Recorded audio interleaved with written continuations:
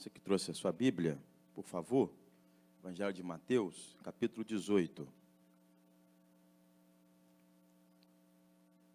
Bom nós estarmos aqui hoje e juntos podemos cantar, adorar a Deus, exaltá-lo, né? Também meditar um pouco na palavra de Deus, isso é importante. Mateus, capítulo 18, do versículo 1 até o versículo 5. Mas eu gostaria também, nós vamos ler o Mateus 18, porém eu gostaria que você estivesse aí também, atento, no texto de Marcos, capítulo 9, do versículo 33 a 37, e Lucas 9, 46 a 48. Nós vamos ler Mateus, mas também gostaria que você separasse aí Marcos 9, 33 e Lucas 9, 46. Esses evangelhos são sinóticos, se parecem, né? Então, vai ser importante a gente pontuar algumas coisas também nesse texto, tá bom? Mateus 18, todo mundo achou? Diz assim, olha, naquela hora, aproximaram então de Jesus os discípulos, e perguntando a ele, disse, quem é, Senhor, porventura, o maior no reino dos céus? E Jesus então, chamando uma criança, colocou-a no meio deles e disse, em verdade vos digo que se não vos converterdes e não vos tornardes como criança, de modo algum entrareis no reino dos céus. Versículo 4. Portanto, aquele que se humilhar como esta criança, esse é o maior no reino dos céus. E quem receber uma criança tal como esta, em meu nome, a mim me recebe. Amém? Quero só enfatizar o versículo 1. Aproximaram então de Jesus os discípulos e perguntaram, quem é porventura, Senhor, o maior no reino dos céus? Amém.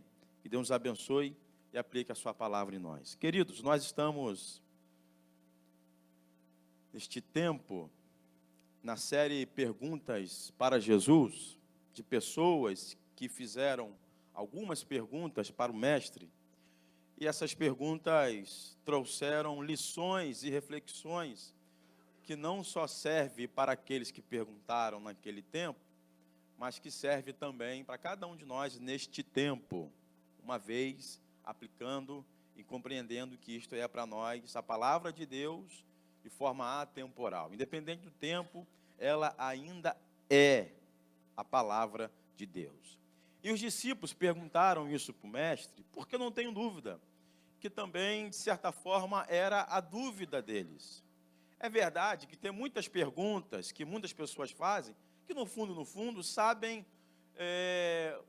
um pouco da resposta, tem noção do que é a resposta.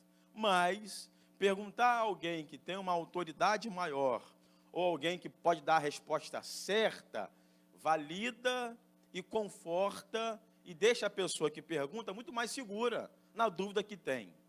E os discípulos estão com esta dúvida. Eles chegaram até Jesus e perguntaram, Senhor, nós temos uma dúvida. A dúvida que temos é que queremos saber dentre nós, dentre a gente, quem é o maior. Jesus então, irmãos, responde de uma forma não muito clara para eles, mas no final ficou claro. Jesus então responde, chamando uma das crianças, e dentre elas diz o seguinte, olha, vocês se quiserem ser o maior do reino dos céus, vocês precisam olhar para essa criança, tornar como uma delas, e aí então vocês vão poder compreender isso. Se vocês então se humilhar como essas crianças, vocês então serão o maior do reino dos céus. E se vocês receberem também uma dessas crianças, a mim também me recebe. Parece uma pergunta clara, uma resposta também clara, mas uma reflexão confusa, porque se eles queriam saber quem era o maior, parece que os discípulos queriam saber o nome de alguém. Eles não queriam ouvir uma história, eles não queriam ouvir lições ou características de quem vai herdar o reino dos céus. Eles queriam o nome de alguém, quem é o maior? Senhor, o Senhor pode nos dar um nome de alguém? E parece que eles não têm esta resposta, e o próprio Senhor não dá a eles o nome de ninguém. E não dar a eles o nome de ninguém, porque justamente ninguém ali tinha esta condição de ser o maior do reino dos céus, porque o maior do reino dos céus, com certeza, se pode ser alguém, não seria de nenhum dos discípulos. E este, então, era o desafio dos discípulos. Caminhar ao lado de Jesus, que deve ser e deveria ser um dos maiores privilégios que alguém poderia ter, de um homem que multiplicava pão e peixe, de um homem que fazia sinais, que fazia maravilhas, que fazia coisas maravilhosas, mas um homem à frente do tempo, um homem à frente do espaço, um homem à frente da geografia, um homem que estava na terra, com os pés na terra, mas o seu coração e a sua mente era totalmente e plenamente divino. Por isto, caminhar com Jesus tinha esse desafio de ter uma noção física, geográfica, mas ao mesmo tempo difícil de entender, que muitas coisas que Jesus perguntava, respondia e falava, tinha uma visão maior e muito mais divina do que terrena, porque esta então era a dificuldade dos discípulos. E quando eles perguntam isso a Jesus, não só porque queria saber quem era o maior do reino dos céus, porque o pensamento deles era o seguinte: Senhor, estamos caminhando contigo aqui. O que queremos saber é que temos a certeza que existe uma esfera maior. Porque naquele tempo, irmãos, era comum alguns termos se conflitarem. Por exemplo, reino de Deus, reino dos céus, reino do Pai, reino do Filho do Homem, reino de Deus. Esses termos se resumem em uma definição só, que é o domínio e o governo de Deus através do seu Filho e do Espírito Santo, tanto na terra quanto no céu, Mateus 28. Resumidamente, essa era a ideia de toda vez que o reino de Deus era apresentado. Mas quando os discípulos perguntam isso para Jesus, os discípulos tinham em mente uma atmosfera maior, mais sublime.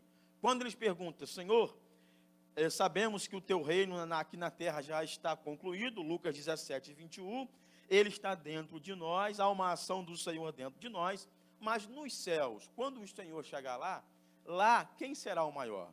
Queridos, vamos falar a verdade, né? Pergunta estranha, pergunta confusa, que pergunta ao mesmo tempo sem significado. Para que saber e para qual é o desejo de alguém querer saber quem é o maior e principalmente entre eles? Querer saber quem é o maior quase sempre revela também algumas dificuldades dentre os discípulos. Dentre essas dificuldades, eu gostaria de mencionar algumas. Quando alguém pergunta quem é o maior, no fundo, há um aspecto de falsa piedade e de falsa humildade. Tipo assim, olha, eu sei que eu não sou, né? Mas quem é o maior aqui entre a gente, hein? Vamos deixar Jesus responder, porque talvez possa ser eu o maior. Até porque, se nós somos grandes, até porque somos discípulos de Jesus, até porque nós merecemos, até porque abrimos mão de tantas coisas, até porque largamos família, até porque largamos tantas coisas para seguir o Mestre, e agora merecemos saber, então, quem é o maior. Esta vaidade atinge o coração dos discípulos para revelar o que eles tinham de pior, sua humanidade. Quando Jesus olha para nós, Jesus tem a capacidade de ver e perceber e reconhecer o que temos na essência. E essas perguntas dos discípulos revelam justamente isso, o quanto eles são humanos, o quanto eles são falhos, o quanto eles são pecadores. Caminhar ao lado de Jesus não deu aos discípulos uma capacidade de ser tão divino quanto o Senhor. Caminhar ao lado do Mestre não deu aos discípulos uma possibilidade, não porque Jesus não queria, mas porque eles eram humanos tão quanto a nós. E se nós, eu e você, estivéssemos ao lado de Jesus, nós também teríamos a mesma dificuldade. Eu não sei se perguntaríamos isso, mas com certeza a vaidade teria uma grande chance de bater a porta do nosso coração e nós também termos essa dificuldade de caminhar ao lado de Jesus, de caminhar com Jesus e ao mesmo tempo querer ser o maior. Caminhar ao lado de Jesus e perguntar quem é o maior é aquela ponta do mal em nós que quase tenta nos exaltar, a nos fazer dono de nós mesmos e acharmos que nós somos alguém, porque alguém vai dizer que eu sou o maior. Eu não nego, irmãos, que qualquer elogio ou qualquer reflexão nesse sentido, qualquer pessoa que não vai provocar em nós um elogio, a gente se sinta bem. Os discípulos ouviram de Jesus, olha, o maior nos céus vai ser fulano. Olha, dentre vocês o maior vai ser ciclano. Olha, dentre vocês 12 aqui, fulano vai ser o maior. Com certeza, esse que iria ser o escolhido, teria um pouco mais de vaidade. E provavelmente os 11 teriam um pouco de inveja. Então, olha que desgraceira seria se pudesse ter a oportunidade de escolher alguém ser o maior.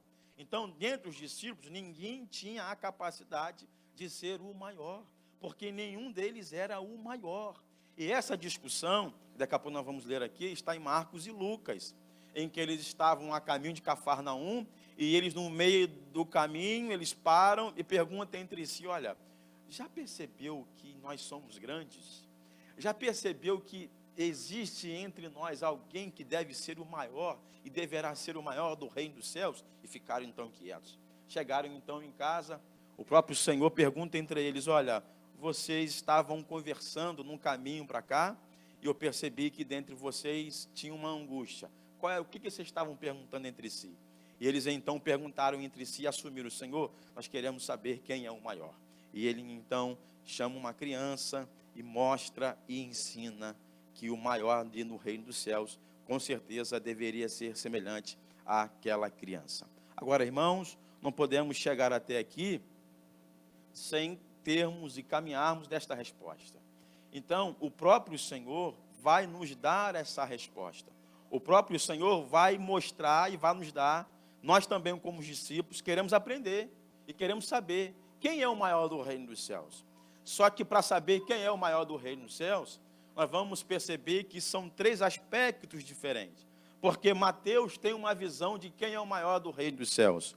Marcos tem uma visão de quem é o maior do reino dos céus. E Lucas também tem uma visão de quem é o maior do reino dos céus, contando a mesma história por uma visão e um aspecto diferente, que daqui a pouco aqui nós vamos meditar. Então, Mateus 18, o primeiro aspecto que o Senhor Jesus vai ensinar dessa criança está no versículo 4, Mateus 18, 4. Portanto, aquele que se humilhar como esta criança, esse é o maior do reino dos céus. Nota-se que a resposta de Jesus não será, em nenhum momento, citando o nome de alguém, mas características de uma pessoa que pode ser maior. Característica de alguém. E aí eles vão meditar e saber se eles se enquadram ou se encaixam nessa visão. Na visão de Mateus, o maior do reino dos céus é aquele discípulo que é humilde. A humildade não no sentido de ter a falsa piedade, ou de andar mal arrumado, ou de acharmos que humildade está ligada à nossa condição financeira. Mas humildade que o Senhor está dizendo é a capacidade de submeter a uma ordem ou uma missão dada por alguém, e nesse caso aqui, dada pelo mestre. Ser humilde é compreender que eu quero e posso me submeter à missão e me submeto à missão do Senhor. E por incrível que pareça, submeter à missão de Deus é também para nós um desafio. Muito mais do que ser humilde ao outro, é compreender e ser humilde a Deus, compreendendo que a sua missão vai ser cumprida em mim, eu vou me submeter a ela. Por isto, que qualquer criança se submete a qualquer missão, basta dar a uma ordem a ela, que ela então se submete. Nós não temos dificuldade de submeter, basta a quem eu vou me submeter estar acima de mim.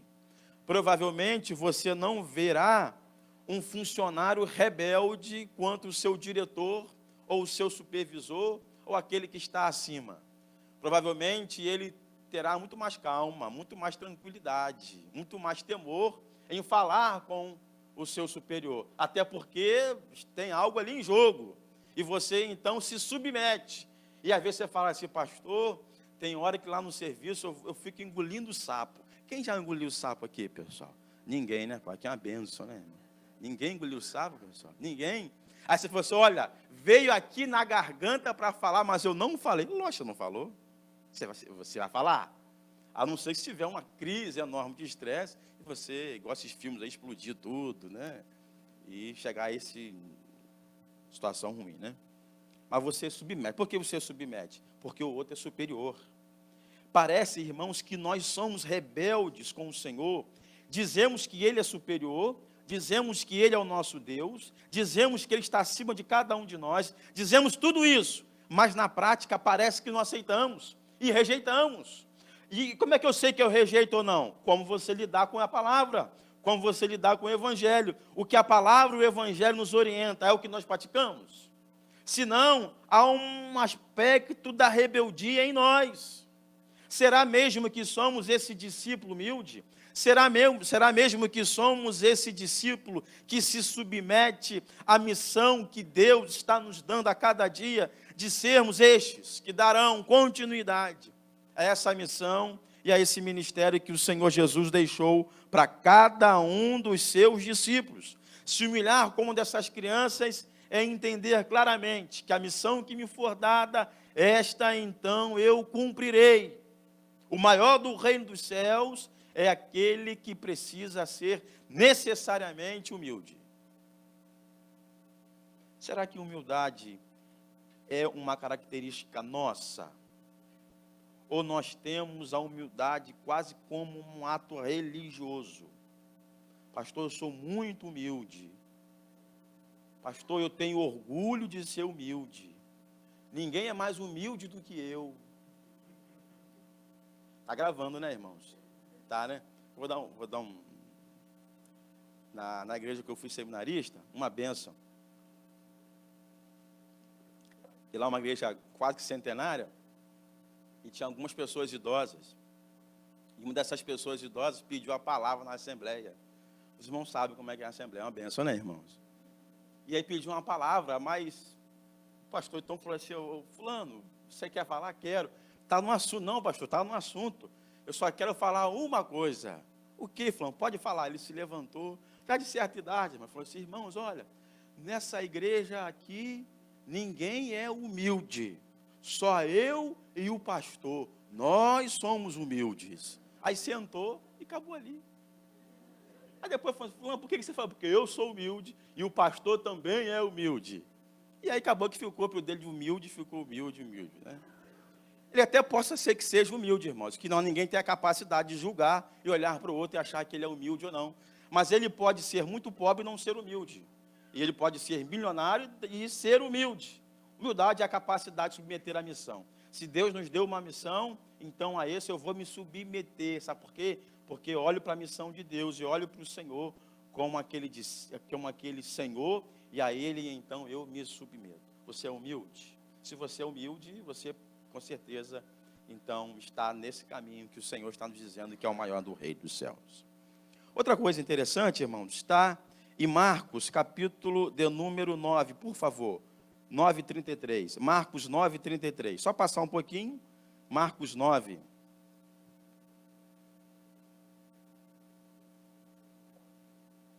Marcos 9:33. Contando a mesma história.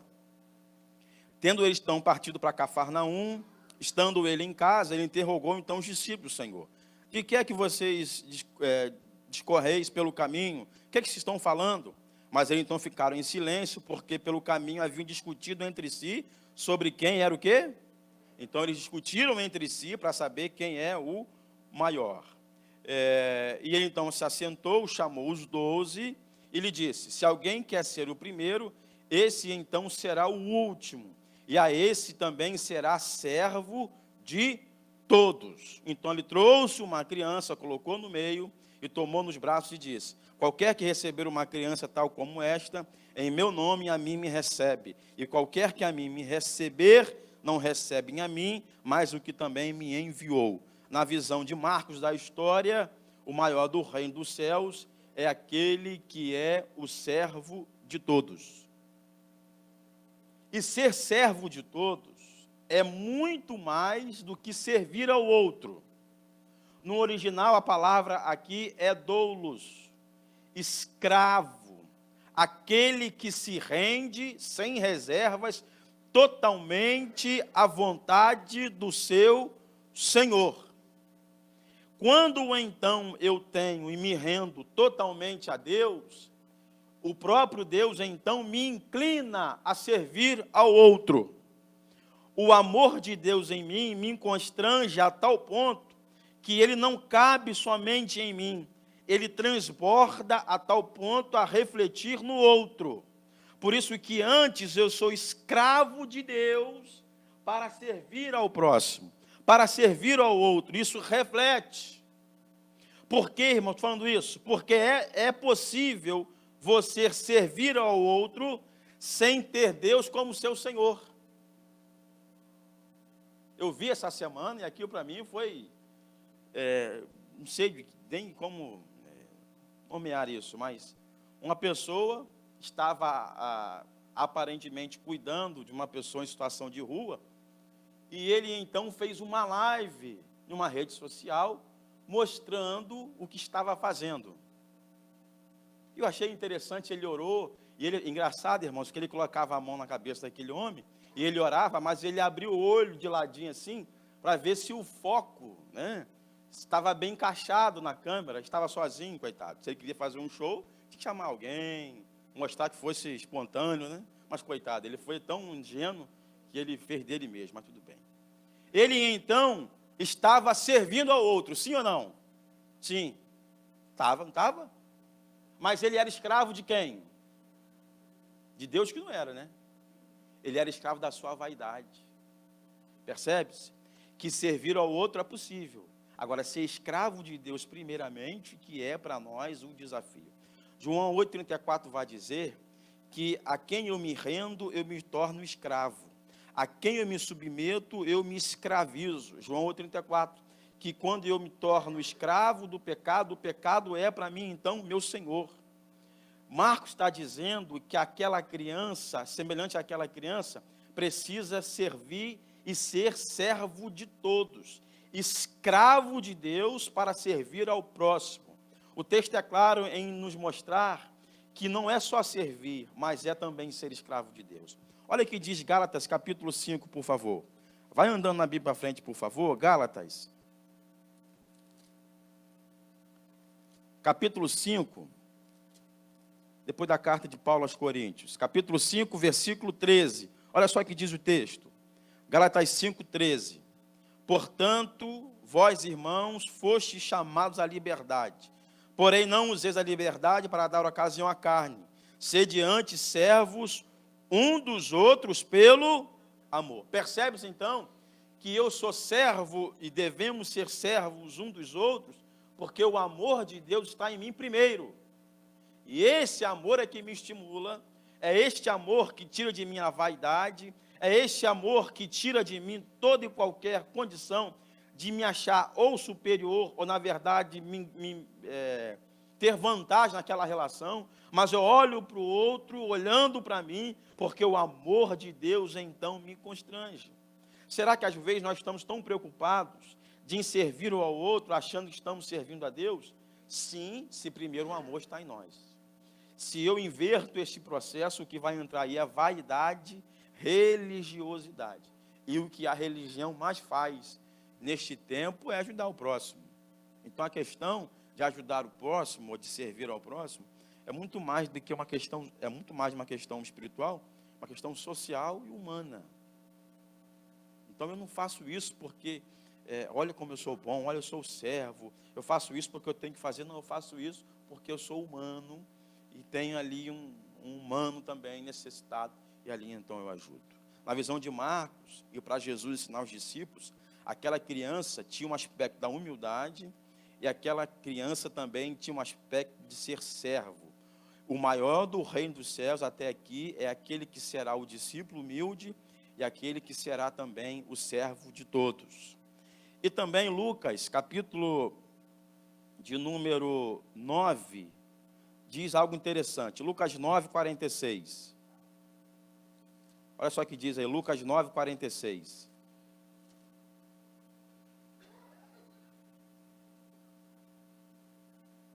levantou então entre eles uma discussão. Qual deles seria o maior? Tem uma discussão ali, qual deles seria o maior? Jesus, então, sabendo o que lhe passava no coração, somente aí, irmãos, mais uma vez, né? Quando o texto diz que Jesus sabia o que passava no coração deles, com certeza não era algo bom, porque precisava ser ensinado e exortado, né? Então, olha o desafio dos discípulos, caminhar ao lado de Jesus e não ter a capacidade de esconder nada. Mesmo que tentasse, Jesus olhava para eles, olhava o coração, e sabia o que tinha ali, né? 47, mas Jesus, então, sabendo o que passava no coração, tomou uma criança, colocou-o junto assim, disse: quem receber esta criança, em meu nome, a mim me recebe. E quem receber a mim, recebe aquele que me enviou, porque aquele que entre vós for o menor de todos, esse então será grande. Esse é grande. Na visão, então, de Lucas, o maior no reino dos céus é, então, o menor de todos. Se os discípulos estavam perguntando e discutindo entre si quem era o maior, Jesus agora responde, sem dar o nome de ninguém, dizendo que deveria ser o menor. Então, os discípulos devem estar olhando para dentro de si, cada um, refletindo e pensando, dizendo, olha, não é ninguém da gente. Porque até agora ele não respondeu o nome de ninguém, não disse o nome de ninguém. E se nós, então, queremos saber quem é o maior, agora, então, ele está nos dizendo que devemos ser o menor de todos. Então, nós temos que olhar para dentro de nós e perceber que nós devemos ser o menor. E não adianta querer ser o maior. Não adianta querer ser alguém além. A posição do discípulo precisa estar no lugar que sempre deve estar. De discípulo humilde, de servo, e agora Lucas nos ensina que deve ser o menor de todos. Se a vaidade nos alcança e achamos que pelo fato de ser discípulos, queremos ser maior ou melhor, ou superior, é aí que está então a nossa ruína. E a igreja, irmãos, e aí eu me incluo cada um de nós, erramos e temos a chance de errar há muito tempo, porque achamos o seguinte, olha, eu vou ser salvo.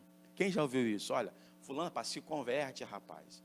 E às vezes uma palavra dura, uma palavra rude, quase de arrogância. E o nosso desejo é para misericórdia. Um camarada desse, rapaz, olha, não sei não, se vem na minha frente, esse é o lado humano, mas aí a gente vai para o céu, a gente é superior, nós somos o maior, nós estamos acima da sociedade, né? Parece então que nós queremos ser um clã diferente, não aceitamos ser um menor, não aceitamos estar na posição que nós devemos estar de ser o menor.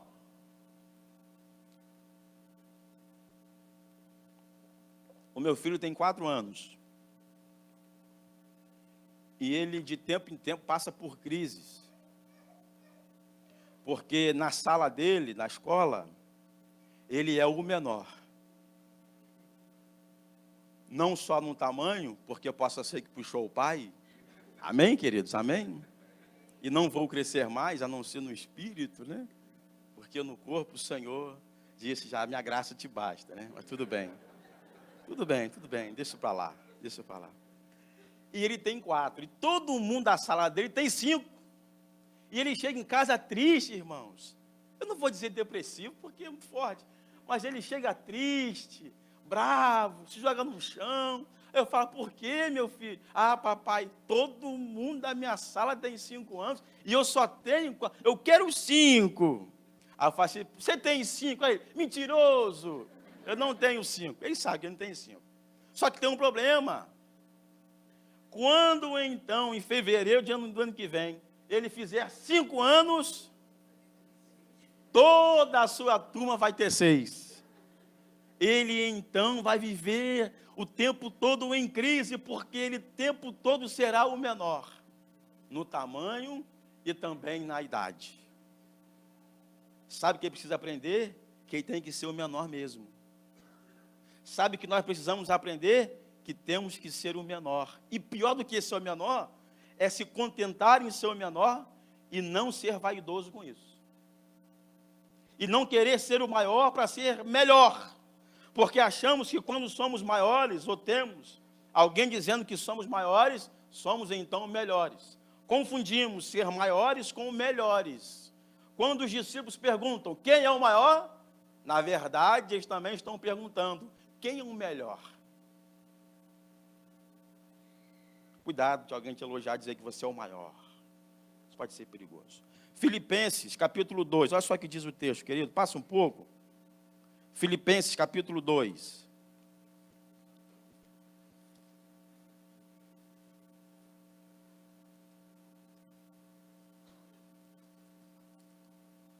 De 1 a 4. Olha só o que diz o texto. Se há alguma exortação em Cristo, há alguma consolação de amor, alguma comunhão do Espírito, se há algum entranhados afetos e misericórdia, completai a minha alegria de modo que penseis a mesma coisa, e tenhais o mesmo amor, sejais unidos na alma, tendo o mesmo sentimento.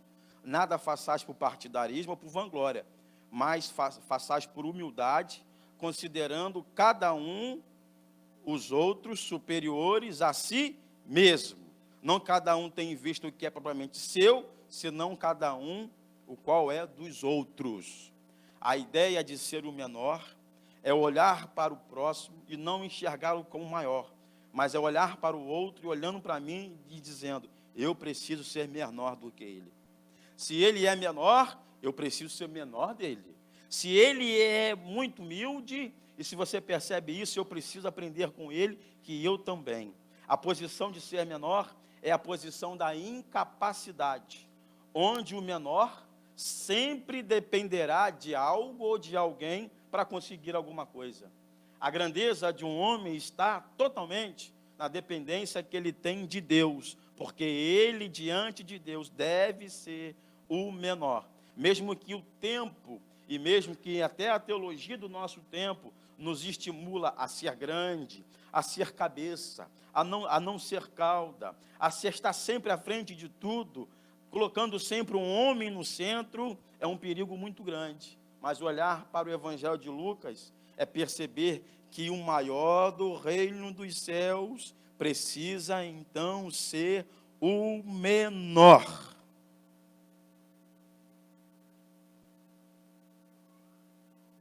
Mateus diz que o maior é o discípulo humilde. Marcos diz que o maior é o servo de todos. Lucas diz que o maior é o menor de todos. Quando o Senhor chama uma criança e mostra como cada um deles deveriam ser, é que Jesus sabia que aquela posição daquela criança era quase que impossível ao ser alcançado por aqueles discípulos, porque eram falhos, eram pecadores, estavam distante daquilo. Por isso que o discípulo humilde, o servo de todos e o menor de todos não seriam os discípulos, porque somente um se enquadra no discípulo humilde, somente um se enquadra no servo de todos, somente um se enquadra sendo o menor de todos. E se tem alguém, se podemos dizer assim, maior no reino dos céus, com certeza não era, não será nenhum de nós como discípulos e também nenhum dos 12 como discípulos. O servo humilde, o servo de todos e o menor de todos era o próprio Senhor. Olha o que diz Filipenses, capítulo 2, versículo 7. Olha só o que diz o texto.